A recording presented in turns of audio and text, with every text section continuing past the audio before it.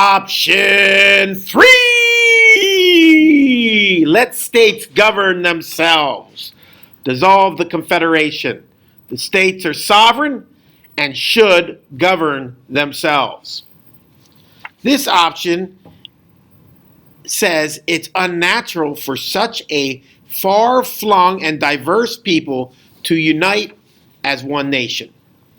We fought for self-rule, not to be ruled by a new and closer power.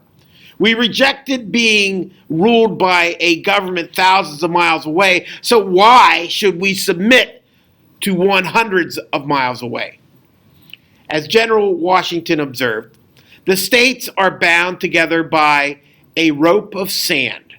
Rather than turn the rope into a chain, this option holds that we should dissolve the Confederation. There are state legislatures that trace their history back a century or more, and even the newest legislatures now have experience with issuing currency, imposing taxes, and regulating trade. 9 have armies and several have navies. The Declaration of Independent States, we have the right to alter or to abolish the government and to institute new government, laying its foundation on such principles and organizing its power in such form as to them shall seem most likely to affect their safety and happiness. This option's priority is to institute self-governance at the state level and to focus on the more intimate institutions and civic practices essential for local self-rule.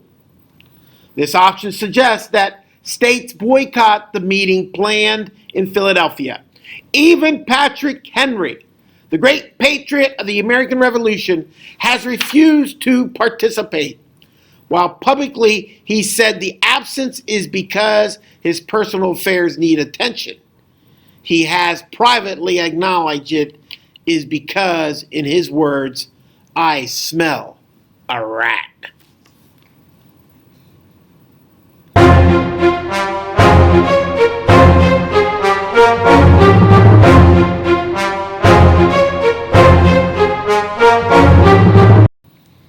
Let states make their own decisions.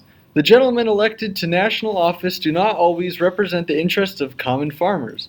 Those drawn to this option say that local rule is preferable because it's closer to the people.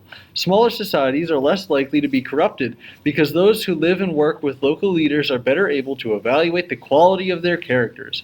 Proponents of this view believe we should disband the Congress of the Confederation and acknowledge the state governments as fully sovereign, independent republics.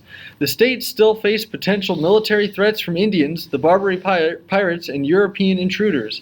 However, some proponents of sovereign states say that every state should be solely responsible for its own defense, since each faces different threats. They argue that without the state-based citizen militias, we would never have won the war, and without professional soldiers cannot match the passion and intensity of a man defending his home. Proponents of this option say that each state knows how to best manage its own Indian relations because they vary widely by location. Most Indian tribes were allied with the British during the war. Many are continuing to fight against westward expansion, while others are observing the peace. If shared interests or region-wide threats emerge, states can voluntarily band together. During the Revolution, we proved we can quickly unite in the face of a common threat. If necessary, we can do it again. This option says that government and military leaders from the states should meet on a regular schedule or in response to emerging crises to consider shared security concerns. These meetings ought to be advisory with no power to compel the actions by the states. Meetings will foster good diplomatic relations and mutual cooperation among the sovereign states and could also include negotiations to resolve various state claims concerning the western lands. In times of war, these meetings could form the basis for a temporary military union among the states, raising and commanding a new continental army. This view states that no one should be responsible for losses suffered by speculators who were trying to profit from the war. It's true many of the original should determine what to do about its own war debt. This would include both debts owed by the state and any portion of the debt incurred by the Confederation Congress and the state legislatures may feel responsible to pay.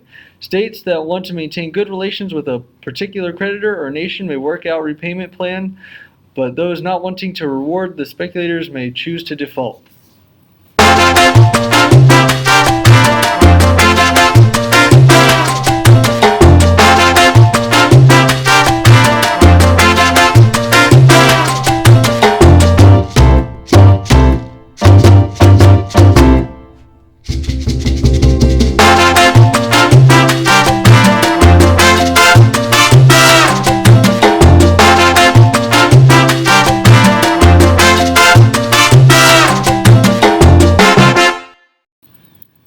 Some rights are bound to responsibilities. One of the Declaration's most famous sentences reads, "We hold these truths to be self-evident, that all men are created equal."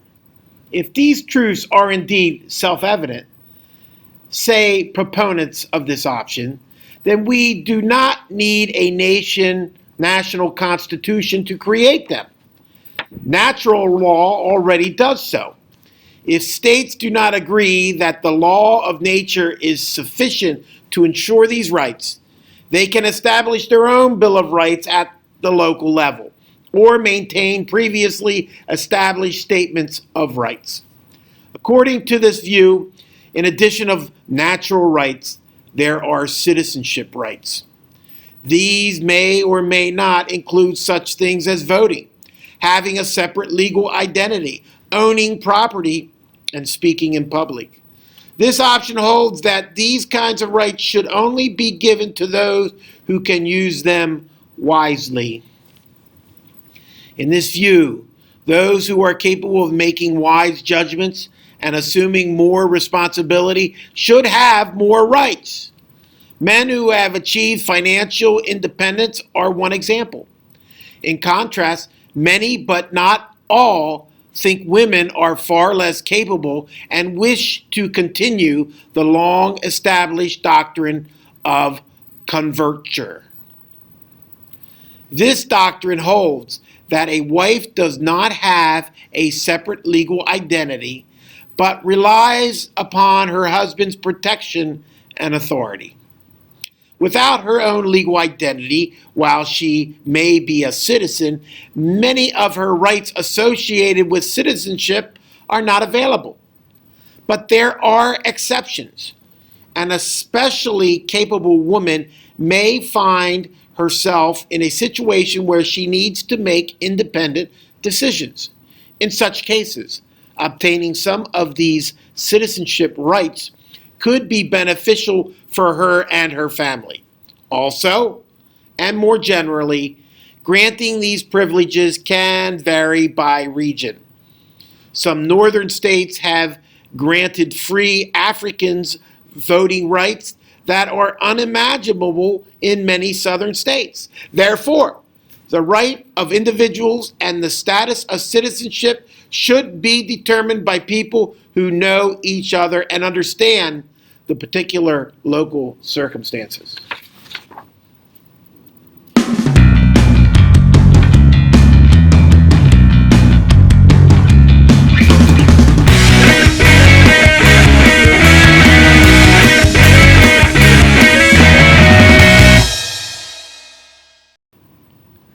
Arbitrate disputes where they arise. Shays' rebellion demonstrated that the interests of the wealthy and those of the common people can clash. Many say that the wisest judgments arise from local knowledge, and therefore all criminal and civil cases, whether between states or individuals, should be arbitrated at the local level. This may mean using juries of peers in some states and magistrates in others, but either way, according to this option, local and state judicial systems are the only ones capable of ensuring that courts make decisions that truly express the beliefs and values of local people. They should be free to do so. The provision in the articles that allows the central government to arbitrate disputes between the states regarding boundary, jurisdiction, or any other cases whatever has rarely been utilized. On the other hand, as the successful resolution of trade disputes between Virginia and Maryland at Mount Vernon demonstrated, states have the capacity to resolve their own disputes. This option also holds that we do not need a central government to regulate interstate trade. Few Americans are engaged in long-distance trade beyond their own communities or states. Each state should be free to make the decision whether or not to intervene in the marketplace.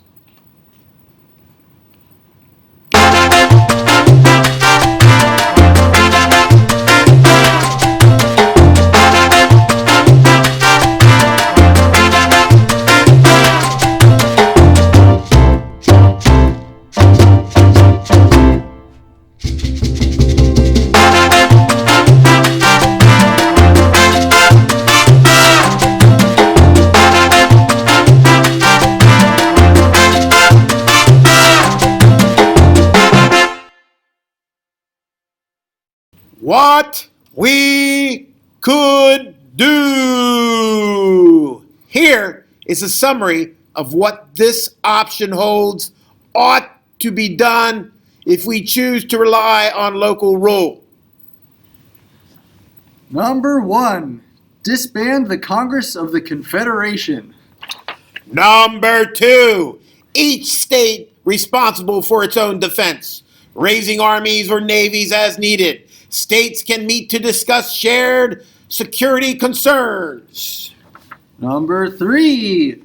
Let each state decide what to do about its war debt. Number 4. Allow each state to determine appropriate rights for individuals and whether or not individuals should be granted the privilege of citizenship. Number 5. Arbitrate all criminal and civil cases at the state or local level. And number 6. Allow the market to resolve all trade disputes.